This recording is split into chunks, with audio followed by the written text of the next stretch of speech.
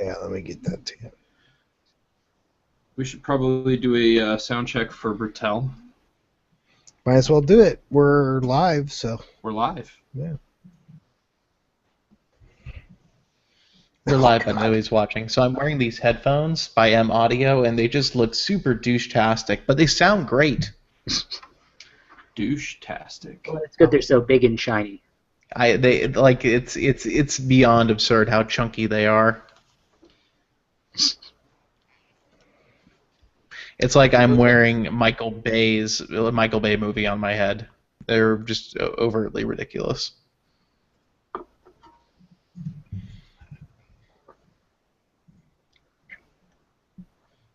All right, let me. You look like a Cyberman from Doctor Who. Why? Because of the headphones. Not you. I know. Shit. Toolbox. It says sticky works now, so I guess I'm gonna try that. Oh, was that not working before? Seems like It an was. important thing. Yeah, it worked, but it would wait like 15 minutes to refresh from the cached version of the site. So it wasn't really useful for the podcast. I've finally just emailed myself the WordPress password because the stupid password save doesn't work. Yeah, I don't have the camera this week, so that's just how it's going to be. It's recording, and let me press this button. Oh, Jesus. Loud. I think that's probably louder than it needs to be. Check. Check.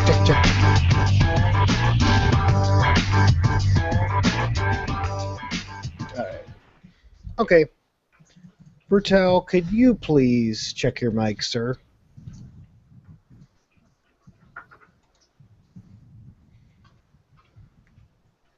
I am not hearing you at all. I am not hearing you at all. He's muted. He's muted. Or he might be not hearing us. Can't hear you. We heard him before.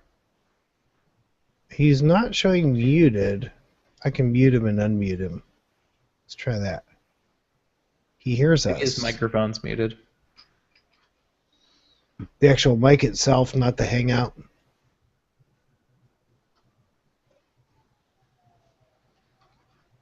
He has a Yeti, right? Is it flashing or is it solid? Yeah, it's flashing on the front.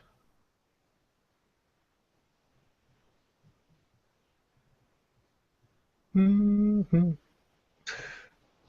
Oh. Excuse me. Well, just leave the Hangout and come back. That usually fixes it. I mean, maybe. It might fix it, it might not. Oh, Hangouts.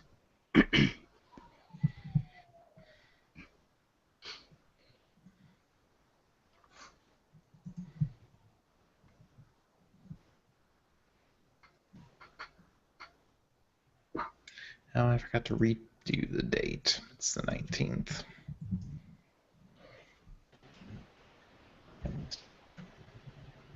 Hello? Hey! Hey. You are making sounds now. That's I was wondering why you guys were ignoring me this whole time. I thought you were just especially quiet. Oh, yeah. Did you switch to your Yeti in the middle of the show or anything? I didn't change it at all. Like, I changed to earphones at one point. That was it. Oh, maybe that's what did it. Yeti. Your earphones have a microphone built into them? I don't know if these ones don't. Hmm. Yeah. Well, there goes my theory. All right. Well, Okay, well, let's just chalk it up to Hangouts being lame and get this It show doesn't on like the Chromebooks. Alrighty. By the road, I mean the internet. And now I lost my Lollipop. Welcome to the Android Police Podcast, your weekly audio source for all things Android. It is Thursday, February 19th, 2015. I'm your host, Matthew Smith. I'm David Ruddick. I'm Ryan Whitwam. I'm Bertel King. And my name is Bob Severance. Welcome to the show. Sorry for the late start, everybody. It's definitely later than usual, so let's get things started right away with Code Google.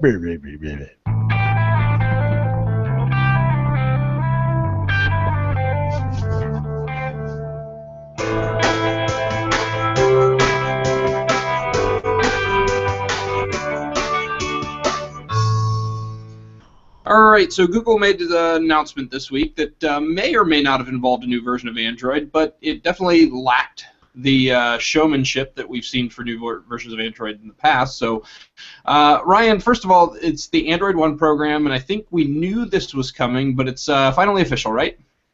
Yeah, so they rolled out Android One to the Philippines, and strangely, they removed all mention of Android 5.1 from the Android One website, which we spotted a few days before this.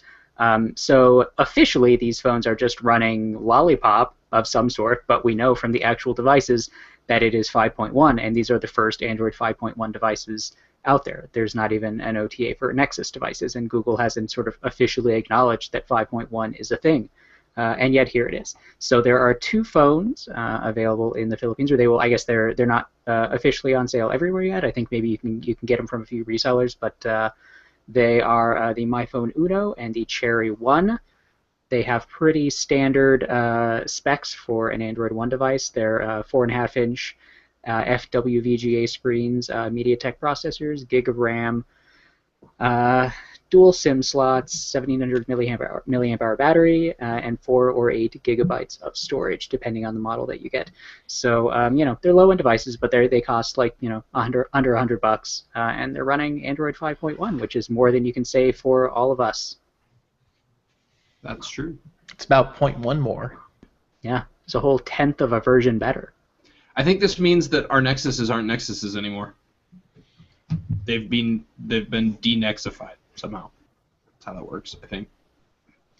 All right, but there's a little bit more that might be going on with the Android One program. Rumors swirling around about some data usage spiffs for those who have Android One devices, right, David?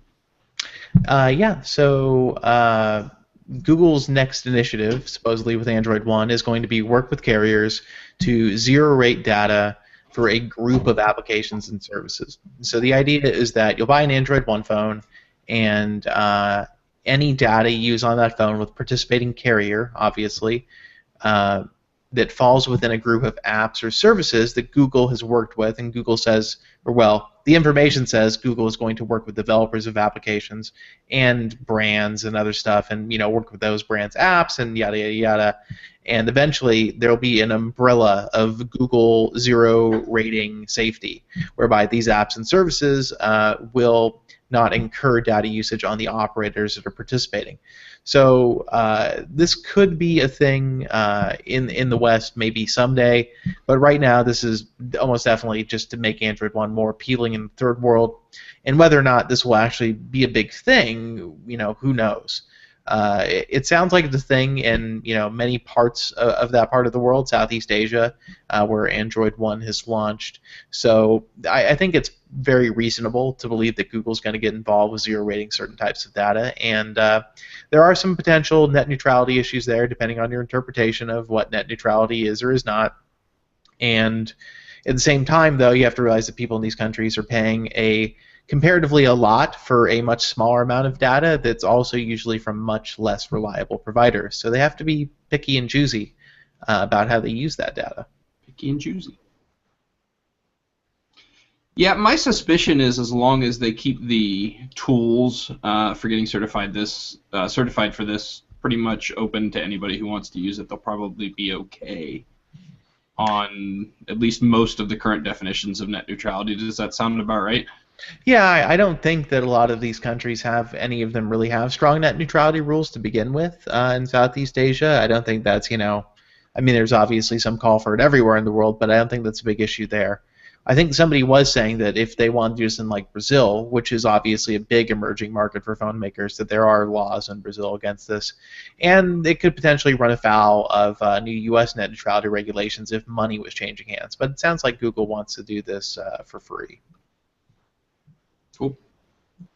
All right, so next in the world of Android, we have an update to Android Wear that's rolling out for some devices. So, David, do we know what Android 501 502 is including? Well, all we really know at this point is that it has some fixes for Google Fit on, especially in regards to Android Wear. So Google Fit has had a lot of growing pains, as does pretty much every nascent Google service, in terms of how accurately it tracks your information and how well it syncs up if you're using two devices to track it, like a Wear device and a phone. So there have been a lot of complaints about that. Supposedly, Android 5.0.2 is the big bug fix release. For Google Fit. So if you do get your Android Wear 5.0.2, it should improve the accuracy, hopefully, of your walking measurements. I would have never thought that Google would ever have a problem with tracking your data. Yeah, who knew? I thought that was pretty much what they did best. All right, so Google and Mattel have partnered up to bring back a little bit of an iconic take on the Google Cardboard platform. So, Ryan, what's going on with the new View-Master? Well, it's basically just basically a plastic Google Cardboard, and then it'll have a custom View-Master app that will be able to run on the phone that you dock in there. And it will have, I mean, if you remember the original View-Master, it was just, like a little light box you would look through, and it had the spinning wheel of all the different pictures. So they're going to have the wheels, but you're not going to plug them into the actual device. You're just going to sort of set them on a table and look at them with the device, and it'll pull up different information based on the wheel that you have. And these are sort of like, it's sort of kind of directed at kids with the wheels, so that you can collect them and have different like sets of VR experiences. But I mean, I'll totally buy one of these. I'm perfectly happy to stick this thing on my face because it looks pretty neat. So it'll be $30 when it comes out this fall, and then each one of the wheels, or I guess it's a set of 3 wheels, is $15. But that's totally optional. That's just so kids have something to collect. But you can download whatever Google Cardboard apps you want, and any other sort of experiences in the View-Master app that they're building specifically for this. It looks pretty interesting. I mean, I've not actually used Google Cardboard, but I have a Samsung Gear VR, which is vaguely similar. The 2D experiences could be kind of neat, because everything out there right now is either a video or rendered 3D. This could be interesting. Yeah, I mean, it's cool that they made it look sort of like the original View-Master, but it's still sort of obviously a new thing. It's got the little orange slide thing on the side. I'm not sure exactly what that's supposed to do in the context of this device, but it's there. Yeah, that's a good question. I want to say it's just eye candy, but I'm pretty sure the whole thing is actually just eye candy.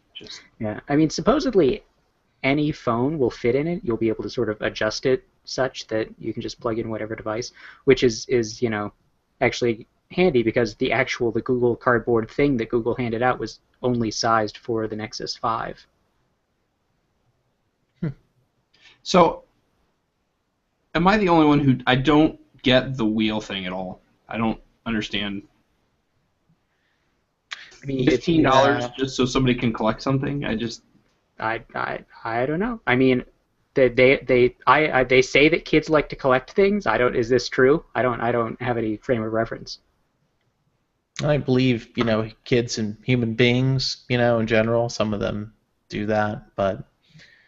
So wait, is this like an NFC thing? Like you put the ring up to the headset? The way they described it is that you would just set it on the table, like in front of the View-Master, and it would like recognize it somehow. It's an AR tag almost. Yeah, something like that. I mean, I don't know how it's detecting like which one it is. Maybe it's probably because they have pictures on the front of them. It looks like, and then if you stare at it with the device hooked into the viewfinder, I think if you're in the app, it probably recognizes the image and starts up that piece of content. So in other words, if it works like that, you could very easily fake it and not have to buy any of the stuff. Yeah, I mean, I think maybe the thing about those discs is that if you have like a kid using this, maybe they're not going to be familiar enough with the app to like maneuver around in it and like launch different pieces of content and download new AR things. You can just toss the disc in front of them and it's done, which, you know, really seems like a good idea for a child. Just strap this to their face and throw some discs in front of them and whatever. Go do what you got to do. Yeah. That'll occupy them. I don't know. It just feels like it's trying to go like Skylander route for like no apparent reason. That's just what it feels like. But hey, so let's talk about other things Google may or may not be working on. So we've got this thing that we're hearing about that's a community for photographs. Can we just not make that a word? Can that just not be a word? Photographs. Yeah, doesn't need to be a word. Definitely doesn't need to be a word. But anyway, so apparently Google is coming up with a official community forum. And it would appear as so, yes. Bertella, it sounds like you are silent again. Or it doesn't sound like you're not silent. Darn cables and such. Maybe go into your settings and see what your microphone is set to, and then maybe switch it back and forth. Yeah, I've had that work sometimes. Hangouts just basically hates Chrome OS, which is funny because it's Google's thing. Right. Yeah, but in that sense, it makes perfect sense. Maybe just know 4 or 5 minutes advance before you're going to say something and log out of the Hangout. Hangouts hates Chrome on the Mac too. It's like there's a team somewhere in Google whose sole purpose it is to introduce bugs into Google's things because they want to lull everybody into a false sense of security. They don't want us to think that Google is capable of doing anything. They're supposed to look like they're kind of clueless about things sometimes. That way we won't be afraid. And now I'm back. Yes. Yeah. Fantastic. I have like 3 minutes of talk time, probably. Never. Yeah. We were just ignoring you again. Yeah. So anyways, let's talk about photographs. Yeah. Things. So yeah, Google works on a lot of interesting things. This one struck me as one of the more amusing ones. There's a rumor going around that they're expanding Google Plus to a section just for taking pictures of your food and talking about it. And the rumor started on El Android Libre, and details, are fuzzy, but it seems to be a thing. It seems to be real, and yeah, it looks like a Google Plus stream. You just post pictures and let other people plus one your food, and I figure it'll be great for David to make the rest of us jealous. Yeah, so you can post more broken omelets that look strangely delicious. I do like myself a good broken omelet. We can't have an egg without breaking some omelets. That's not right. It's vaguely, So, I'm guessing that Google just figured that Instagram and Pinterest just weren't nearly good enough at this. And Facebook, and everything, Snapchat. Has anybody started a service that's literally just supposed to be for taking pictures of food? I'd be surprised if that didn't exist already. There's tons of food pictures on Yelp too. I don't think there's there probably is a sole one. Isn't there's a? Oh, I was on the tip of my tongue. It's not Mochi. Maybe it is Mochi. Is there a food equivalent to Untapped? I don't know. Maybe you check into your food. I don't even know what that means. Let me just check into this burrito before I eat it. Well, one of Google's more recent interesting ideas, Google Helpouts, apparently is going to be no more soon, very soon. So, David, what's the thoughts behind why Helpouts is getting shut down? Not enough people are using it. For once, Google just said what it meant, and that hey, not enough people used Helpouts, and we're going to go ahead and stop doing that now. And that's pretty much it. That's the story. It's very odd. Google has kept things that people didn't use running for a lot longer than that. Yeah, and then subsequently upsetted the people who hung on to them even more. That's true. Better to kill it early, I guess. It's true. But Helpouts wasn't the only thing that got the proverbial axe announcement this week. Google Talk also to some degree, maybe a lesser extent on the cutting block too, David, right? Yeah, Google Talk was also a target of Google's sack of proverbial axes. So it's going to not. There's not going to be a Windows client for Google Talk anymore, as of next. I guess that's Monday. So this doesn't really matter though, because I'm not sure who actually uses the desktop Google Talk client anymore. It's still going to work with, and I think that also means the web version, but I'm not sure. Anyways, if you have a third-party chat app that uses the Google Talk protocol, they're going to keep that alive indefinitely. So if that's what you're worried about, then there's nothing to worry about. If you actually do use the official Google Talk client on the web or desktop environment, though, then that's not going to work anymore. So with that, that just plugs into Hangouts now, right? Like you can just migrate to Hangouts and use the same. I'm pretty sure. Yeah, stuff? it's just I don't think Hangouts actually. Does Hangouts actually do full third-party support? I think the only way to do third-party Hangouts is through the old Google Talk plugin. Yeah, I guess, but I mean, as long as they keep the plugin running, then I don't. Yeah, think I think they will. Functional difference. It just doesn't support obviously all of the Hangouts features. Well, Yeah, that's. I'm sure they will probably just rename the plugin. That'd be my guess. Because it really doesn't make sense to call it Talk anymore if they're not calling anything Talk anymore. Yeah, and I also wonder if it means Talk for apps will die too. But maybe it is just Windows. Maybe the web client will still work. I'm not really clear on this. Is there a Mac client? Is that going away too? It says Google Talk on Windows will be discontinued. Is there still a web client for Talk in addition to Hangouts? Maybe they're just maybe Google Talk for Web is already gone. Yeah, I'm not really 100% on that. I think at the end of the day, you will have to use a third-party app if you want to use Google Talk anymore.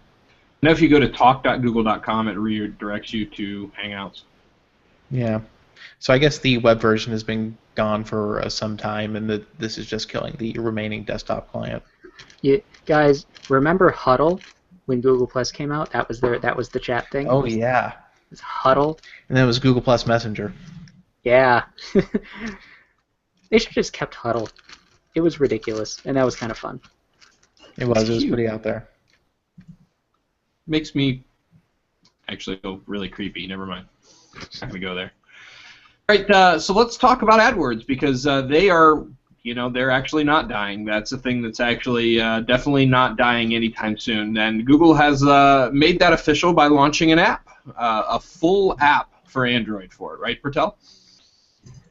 Yeah, and that's pretty much the whole story. So if you have an AdWords account and you want to manage it from your phone, there's a full app for that now. And I guess the interesting part is they launched it in Canada first. So there's something that's Canada only for a few minutes, and then we posted the APK. And yeah, what's that all about? Yeah, I just want to know, were the comments on that post full of Americans complaining about not getting something first? Because I think that's what we should have done. Because every time we post something that's only in the U.S., we get like 30 comments from people in other countries. It would just be nice to turn the tables for once. Well, I still managed to screw that up because in the opening I wrote that the service wasn't available for everyone yet, and the comments were, newsflash, most services aren't available for everyone yet. It's like, no, come on. Yeah, you should have known better than to not apologize profusely for Google's decisions. All right, good deal. Well, let's move on to the Carrier 411. Carrier 411. All right, so this was kind of interesting earnings call today from T-Mobile where John Legere has made some interesting claims about the size of their customer base as it relates to, I don't know, other customer bases. So, Ryan, this is a little bit interesting because these claims from John here don't seem to match up with what we've heard in the past, right? Okay, so here's the deal. Last year, John Legere said that T-Mobile would surpass Sprint by the end of 2014 to become the third largest carrier in the U.S. And at the end of the year, the numbers, it looked like they hadn't actually quite gotten there. They Sprint and T-Mobile both had about 55 million subscribers. Sprint supposedly had a few more, not a lot. I mean, so they're pretty much neck and neck. But at the earnings call today, somebody asked when T-Mobile was going to surpass Sprint. I guess trying to bait him into making another proclamation. And he said, look. I think we already did. We already passed Sprint, and he explains that in Sprint's quarterly earnings, they changed the way they count their subscribers. So over the last few years, Sprint's postpaid, regular cell contract subscribers have been going down, but they've been making up for that with gains in prepaid, the MVNO customers. But Sprint has decided that they're going to not take those prepaid customers off of the list until they've been inactive, like no revenue, for more than 6 months. Every other carrier removes those customers between 60 and 90 days. So according to John Laguerre, Sprint has 1.7 million people older than that should be taken off of their list if they went by the rules that everybody else uses. So he's sort of insinuating that Sprint is sort of pumping up their subscriber numbers because they don't want the bad publicity of suddenly being the smallest carrier, major carrier in the U.S. So that is what John Laguerre said. Apparently they're the third biggest carrier now, or at least not now. If not now, very, very soon. I mean, it's technicality, but it's pretty good technicality as long as his number's right. Yeah. What I think is particularly telling is that Sprint, I don't think, has said anything yet. They've been asked to comment, and I don't think they've had any statement as of yet. Things take a while to happen on the Sprint network. Ooh. Burn. They're all forced to use their own network for. I think they are, which is just cruel. Like, I mean, you should be able to have a backup AT&T phone for work if you work for Sprint. Yeah, that should have prompted that should prompt better network performance. It's like when everybody at Facebook had to use the Android app or whatever it was that was terrible, just because they wanted to make it better by forcing their people to complain about it. Yep. So, yeah. Anyways, all right, let's move on to Android at ARMS.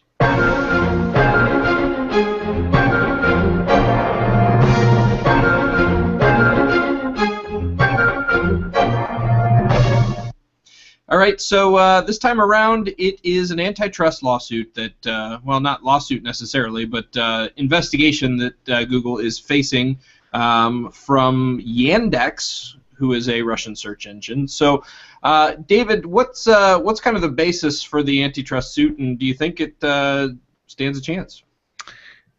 I have no idea because I know nothing about Russian law other than the vast amounts of corruption therein. So Yandex is the #1 not Google search provider in Russia, and they're basically trying to pull an EU, Internet Explorer monopoly kind of thing here. We're saying, hey, Google ships Android, and Google is the default search engine on Android, and we don't think that's fair because we're not as popular as Google, and people should have the choice to use us instead.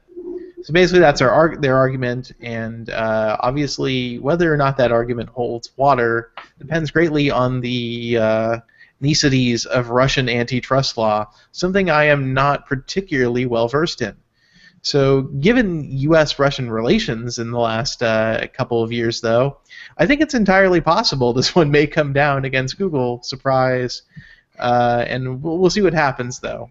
They'll have a search ballot when you start the phone. Like the browser ballot. It'll be 130% turnout. Yes.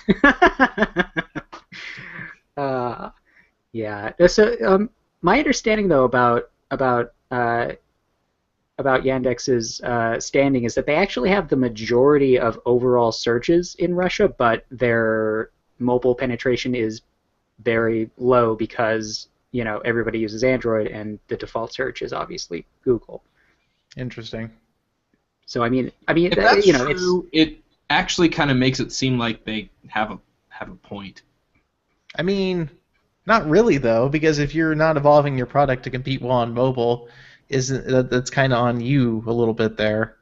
Well, no, I agree, but I said. I think the Chinese would iPhone have is a point. extremely popular in Russia too. I think Samsung's #1, but I think Apple is still very popular there. I mean, the thing about Android is like it's a very different situation than what Google is dealing with in Europe. Even if you think that they should have done the browser ballot, I mean, Android is an open source platform. If OEMs in Russia really think that there would be a value to bundling Yandex's search with Android, they could just fork it. I mean, there are already an uncountable number of OEMs in China that do that because they can't get Google services, and those phones sell quite well. I mean, if they think that they offer a better value proposition, I mean, they already have. They have a Maps service. They have search. They have all these other things. I mean, just have people build phones around a Yandex ROM. Which I'm sure that the Russian government would heartily embrace at this point in time. Yeah, I'm sure they'd be all over that. Yeah. So there would obviously be the App Store aspect of it as well, because they wouldn't have access to the Play Store then, of course. But yeah, I don't know. Maybe they could just go what's the just straight piracy App Store? They could go that route. Yeah, I mean, they could run like. I mean, do they have an App Store? I forget if Yandex has their own like App Store that you can install. But yeah, I'm not sure. There apparently some kind of Yandex suite of applications that is already available in Russia on Russian smartphones. So on some of them at least. So I'm going to guess maybe they do have an App Store, but don't know. Yeah, I mean, it just strikes me as just a very well, I guess it should be kind of expected. Like they want to get the advantage of having all the Google apps without having their search market impacted. So obviously this is what they're doing, but it's just kind of a ridiculous thing to do. Indeed. All right, let's move on to the hot sheet.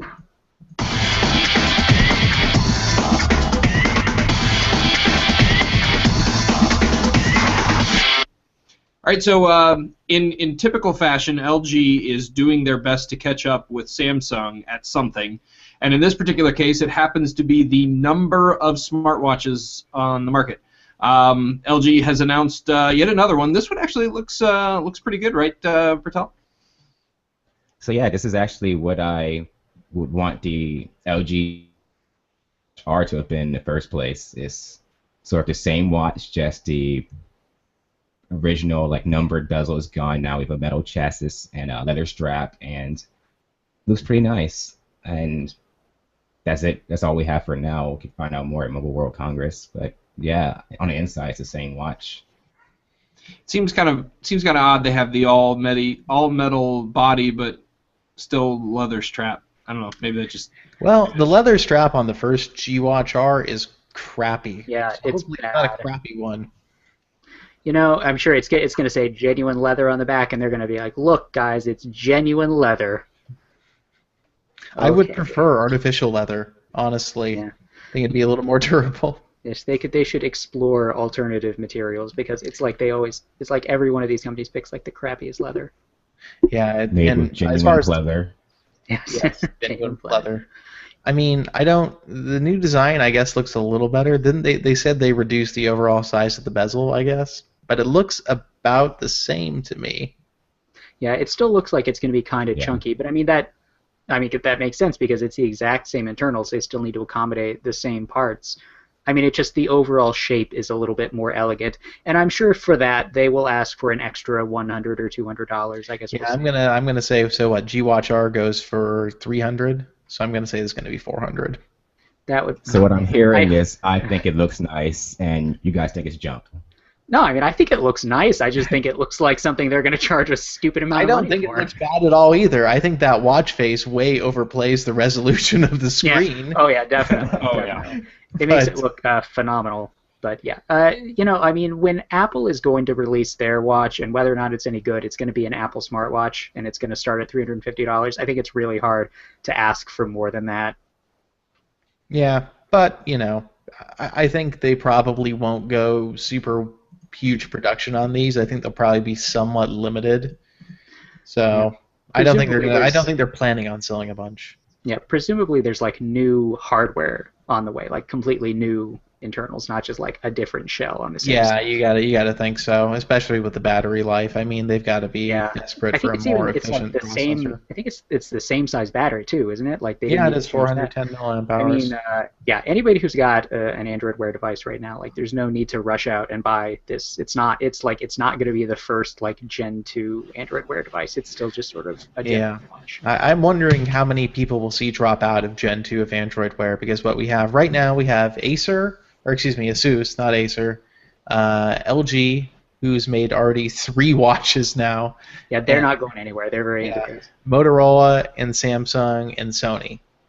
And I think that's it. I kind of think that all those companies will still do it. I don't think Samsung will stick around with it. Oh, yeah, I guess maybe Samsung. I mean, The Gear Live seemed pretty half-assed to start with.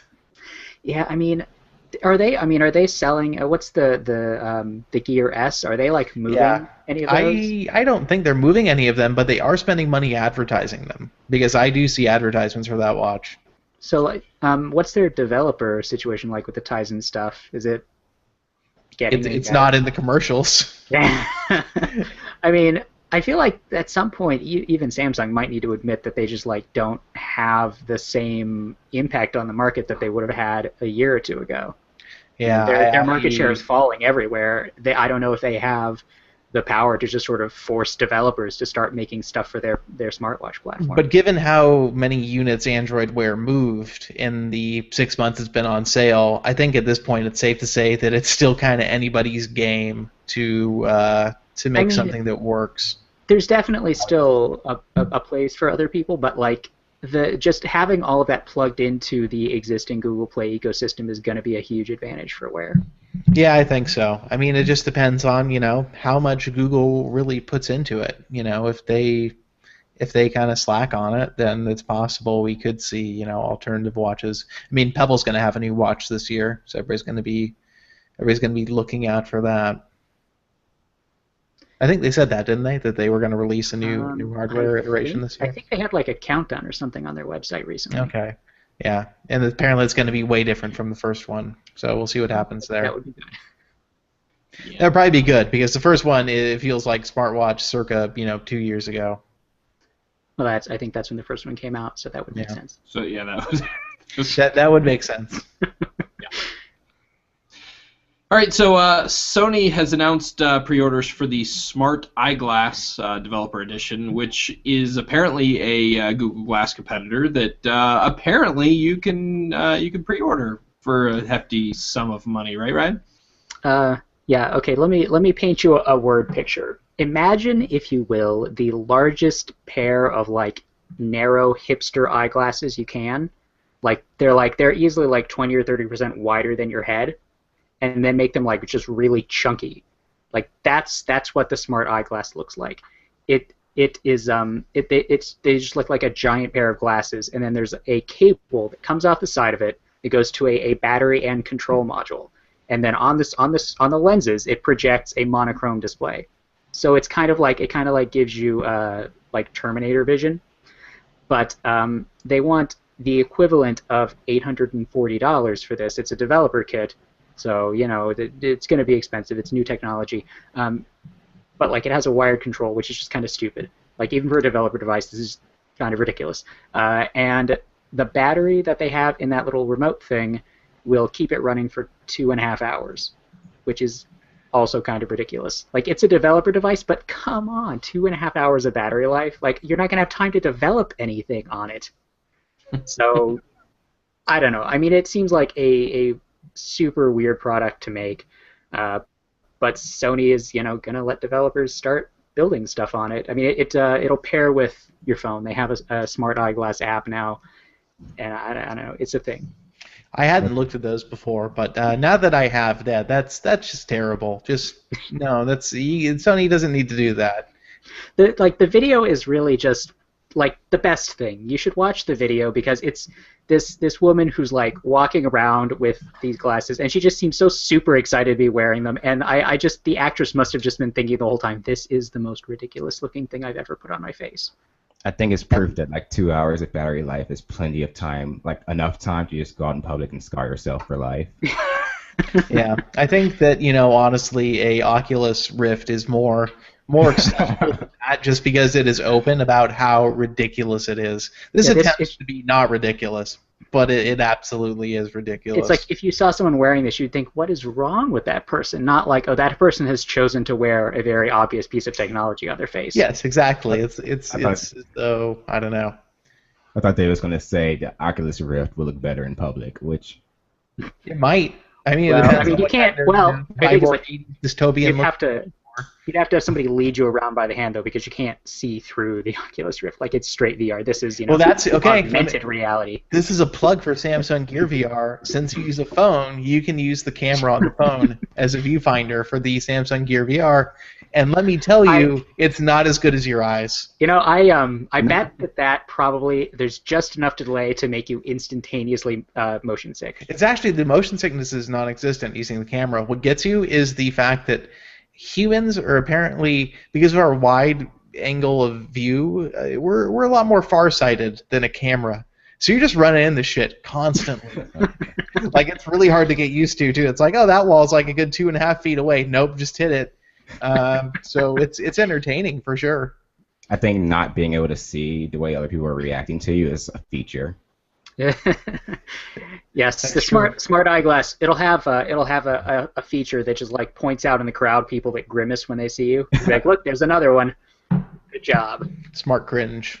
So does the display on that thing, does it cover the entire lens? It seems like it covers at least most of it. They didn't. I mean, obviously, what they showed of it is a mock-up, but it covered a pretty wide swath of the visual range. I think it's projecting onto a layered lens. They said it's like 3 millimeters thick though. So I mean, I think Sony's probably done some like neat technology to like invent this, but I just don't know that it's a thing that needs to be built in this particular way. I feel like it's not going to be legal to drive with these. Well, I mean, Well, I enough believe people you would get a ticket from the fashion police. But I mean, enough people would have to buy and use them for anybody to ever take notice of it. It's not Yeah. like every state is going to pass laws against the smart eyeglass. yeah, why'd you pull me over? Is it my ridiculously large virtual reality glasses? No, it's actually because you were doing about 10 above the limit. Oh. Class action or civil rights lawsuit denied. Yes, my rights to wear ridiculous augmented reality eyewear. All right, well, believe it or not, thanks to Neptune, that may not be the most ridiculous product we talk about on this show.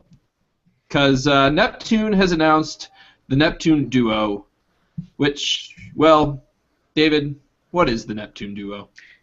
Well, I mean, so the way I put in the article, imagine if somebody told you they had a design for a really good bicycle, but the bicycle had an engine and headlights and, like a pedal, and it went like 35 miles an hour. And you would be like, oh, but that's a motorcycle. And they're like, but no, it's not. It's worse than a motorcycle in every way, even though it does most of the things a motorcycle does. And some people might call that a moped. But basically, that's what the Neptune Duo is to a smartphone and a smartwatch. What if you came at the problem backwards and stupid? And that is the critical design question I believe Neptune's designers asked in this process. And so what they did is they took their first idea, which is a smartwatch that has a SIM card and runs apps, and I believe they wanted it to run Google Play at some point, but I don't think it does, and is the size of a Nexus 1 strapped to your wrist. And they said, hey, so what if we make that like circular and give it a slap band design?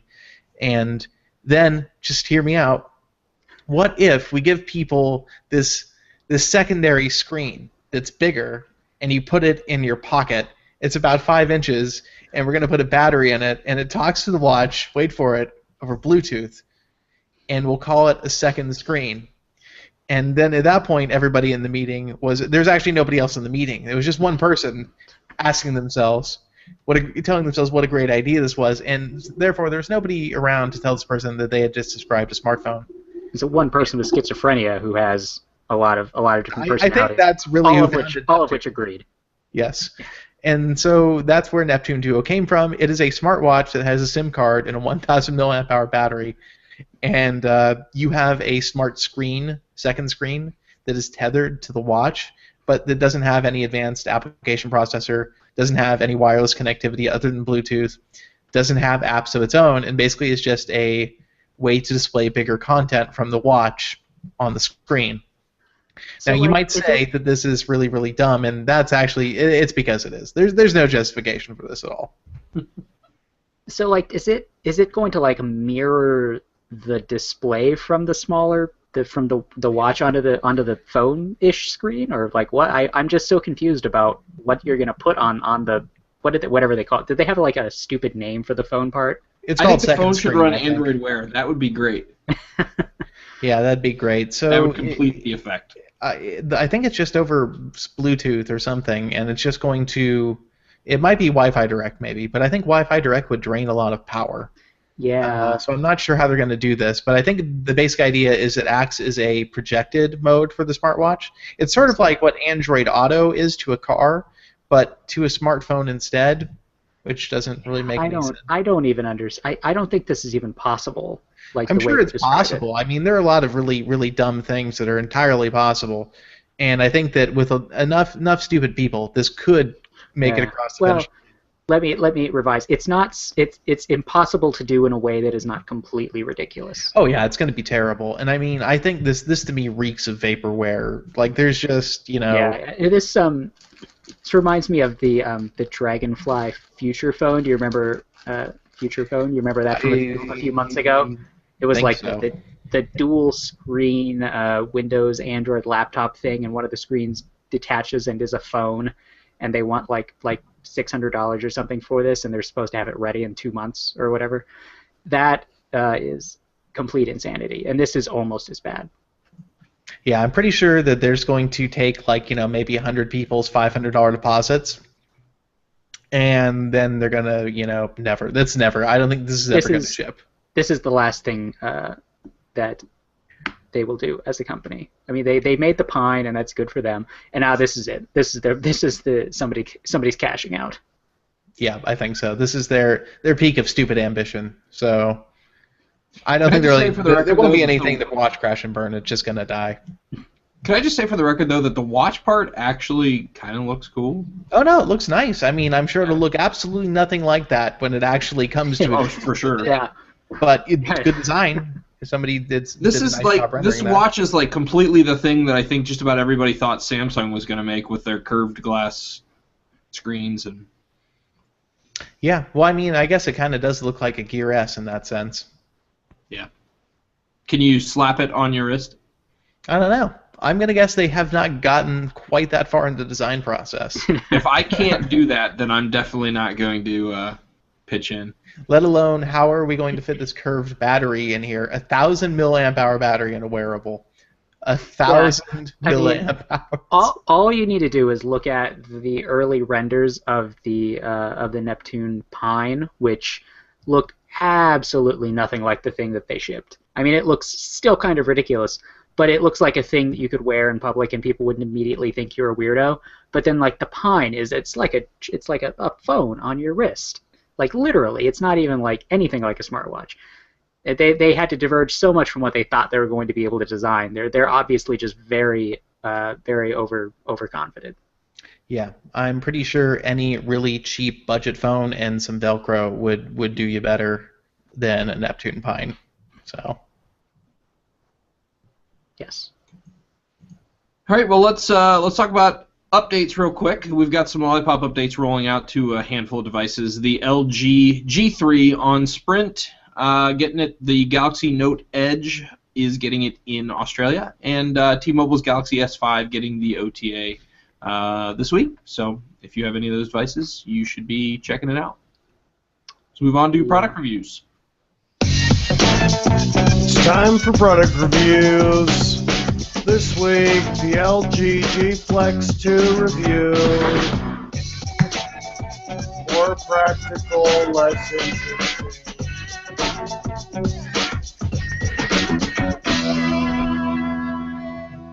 Tell us about it, Roy. Well, I mean, if you take a G3 and you put the Lollipop update on it, that's like 90% of what a G Flex 2 is, because it doesn't really add anything. Sorry. I had to do it. So that really is true, though. I mean, it is a lot like a G3, except the screen is curved. It's not a 2K display. It's a 1080p display. The 1080p OLED display, which is plastic OLED, which is a flexible screen technology, also used on the first G Flex and the G Watch R. It has issues with like graininess. If you look at my review, I've got this picture there where you can see the waviness, and I just put a big block of solid gray on the screen, and it's like a wet magazine or something. It just looks really weird. It's only an issue. It's somewhat lower brightnesses, but it seems like a pretty big trade-off just to make the screen curved, and not to mention lower brightnesses. The screen also just looks kind of cardboardy, like it's printed or something. It's hard to describe, I guess. It has a Snapdragon 810 processor, which seems to hurt it more than it helps it. It gets pretty warm. It seems to throttle a lot. It doesn't perform that well. It's not as fast as a G3 on Lollipop, despite having a newer processor and a lower resolution display. It's going to be more expensive than a G3. I don't love the shiny back material. It's a fingerprint magnet and a dust magnet, and the self-healing thing doesn't make any sense to me, because if you just have a relatively matte-ish texture on the back of your phone, you're not going to see scratches anyway. So this phone exists as I would call it a luxury design phone. It just exists for people who want it for the sake of having it. Similar to the Note Edge, but a little less. It's not trying to deceive you into the curve being this huge utilitarian thing, even though they say it's better for phone calls and it makes you less likely to crack or scratch a screen. Which, fair points, I guess. So yeah. If that has got you excited about owning one of these, which I don't know why it wouldn't, you can get one from Sprint starting tomorrow. The pre-orders are going to go live. They're going to be available March 13th for $12 a month for 24 months, or $504 total. So you could go that route if you weren't totally sold by that free endorsement. It's time for other news. The first part of the show where we had some news. It's the other news now.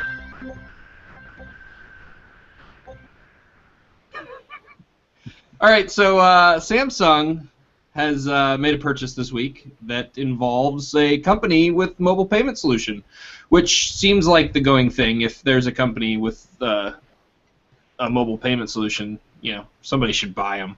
That's what should happen. But in this particular case, the company is LoopPay, and I'm afraid that I don't understand how this works, Ryan.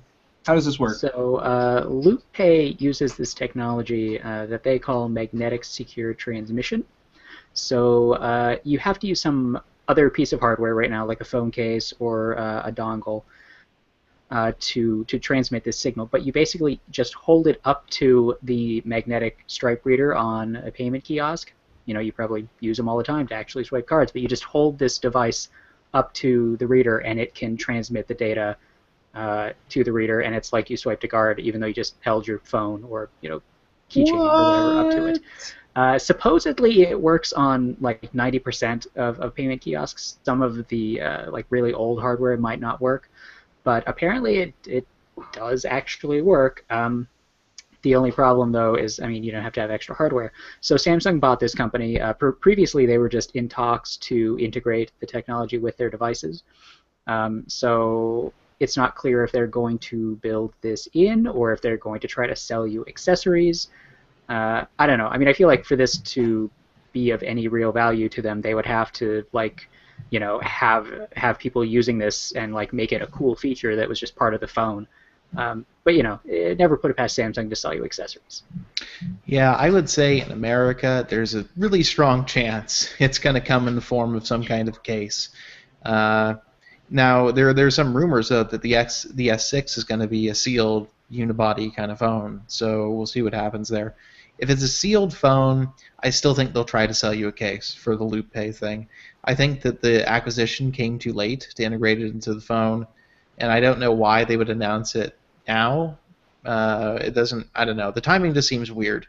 So I would bet on a case, and I would bet on the U.S. versions of the S6, like the S5 and LG phones, won't have built-in wireless charging, even though the rest of the world generally will, and that you'll have to buy a case to enable that. Man, I think that would just be super weird. Like, it was weird enough when Samsung was selling you replacement backs that would do charging, but to just not even have it built into the phone at all, make you attach a case, I feel like would be kind of maybe even a little much for Samsung. I guess, I don't know. Accessories are such a high margin market. It's, it's how they, especially in, disposable income markets like the US, it's a big part of how they make their money. I wouldn't put it past them. I could see them integrating it, but I also see them having a hard time marketing LoopPay in America over Apple Pay.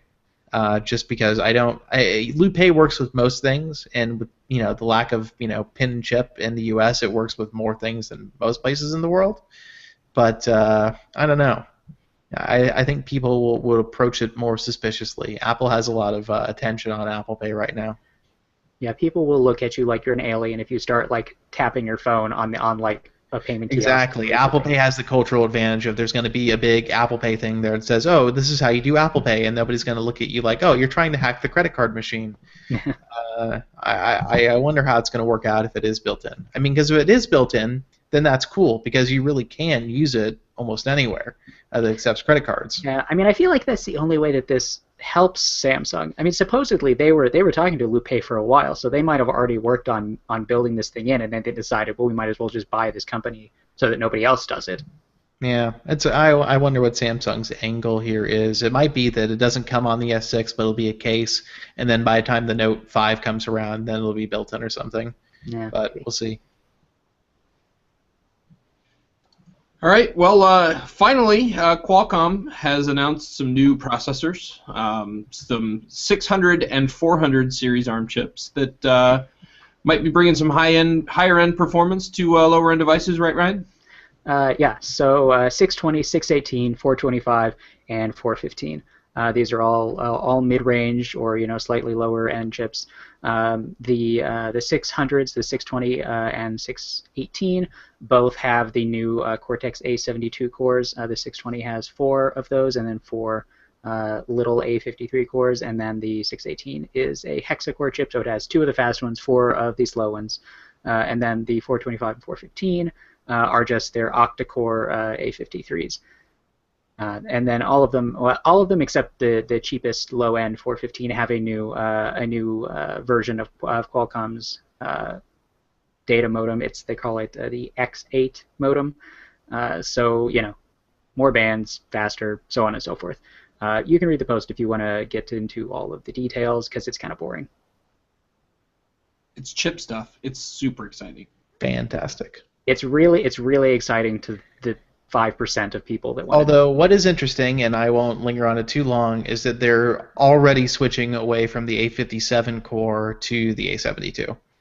Yeah. Which the 810 uses an A57 as its high performance core. Yeah. All of this is not going to. These chips are going to show up in the second half of the year, except for the 415. Which will be sometime in the next couple months. Yeah, it's interesting to see what they're doing there. I don't think Qualcomm's having a good time with the A57. Yeah, they and it's strange. I feel like they must be a little behind schedule on their next gen custom. Oh, I think what happened is they just got comfortable with their market position and they figured, hey, we can ride this out for longer than they could. I think the big rumbling was that as soon as Apple unveiled A7 and said, oh, 64-bit.